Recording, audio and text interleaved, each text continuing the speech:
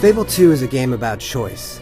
This is not just the usual should I be a boy or a girl choice, though there is that too, but it's about lifestyle. Decisions you make affect your appearance, how people react to you, and even how your dog develops. The morality system is one of the core game mechanics. For example, when you start out as a kid, you're given a choice to either help the town's sheriff or some bandits with some missing warrants. That decision will affect the town much later on, so years later when you come back, if you helped out the bandits, everything's going to look crime-ridden and festeruous, but if you helped out the sheriff, it's actually going to be a booming economic area, and there's going to be these beautiful houses, and there's going to be shops that you wouldn't see before. The system is pretty nuanced, and there are a lot of things to consider. It ultimately comes off as kind of artificial. Now, the idea is to get you to feel your character progressing as a person, but you don't really get that sense. Sure, there are lots of little meters and numbers popping up to tell you if you're good or bad, but it really doesn't change the big decisions you make at the end of the game. Thanks. You're a lifesaver. Now, the expression system is a pretty good idea. It's simple enough. You just hit the right bumper, you bring up an expression wheel, you can choose from a variety of different ways to interact with people. You don't talk to people, you just give them physical gestures, so you can flip somebody off, or you can give them a little vulgar thrust, or you can beg for money, or you can give them a gift. You can do quite a lot of stuff with interacting with people, but ultimately that's an artificial device, because all you're trying to do is move the different meters for how people feel about you. So you're not so much inhabiting a role as you are just sort of trying to manipulate the system.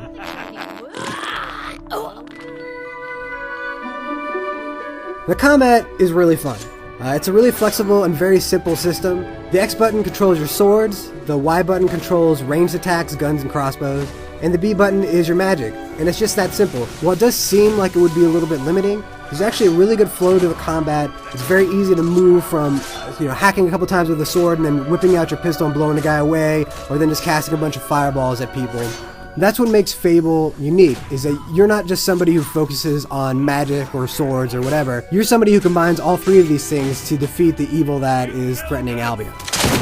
One of Fable's big features is co-op play. Now, unfortunately, online co-op is not available until sometime shortly after launch, so it's not something that we could test.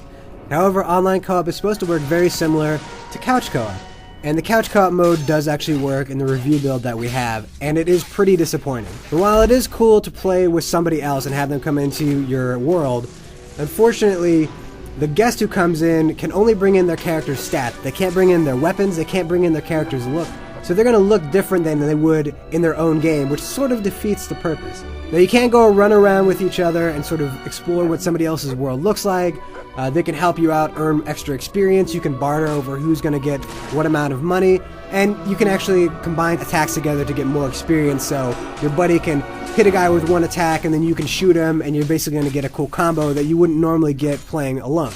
Of course, you kind of want to have your character in your friend's game so they can just see how ridiculous you look. And you're not going to get that with Fable II co-op the way that it is. Hopefully, they patch it early on so that you can actually see what somebody else looks like. Fable II is not the kind of game that's going to really challenge you.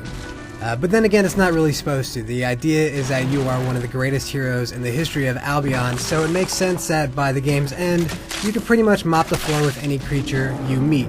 You might not even die once the entire time during the game.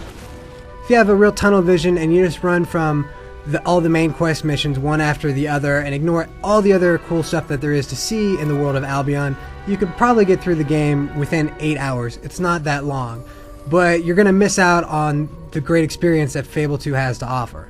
If you invest yourself in caring for your dog, for having a family, for owning businesses, then when you come to the final decisions in the game, they're actually going to matter to you and mean something to you.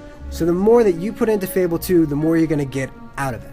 With some of the high-quality RPGs such as Mass Effect and Oblivion that we've seen come out on 360 in the last few years, the bar has been raised on Western RPGs, and really, Fable 2 falls a little bit short of that bar. It's still a really great game, it's a lot of fun, it's just not up to that level of quality. For the full written review, head on over to IGN.com. Really much appreciated.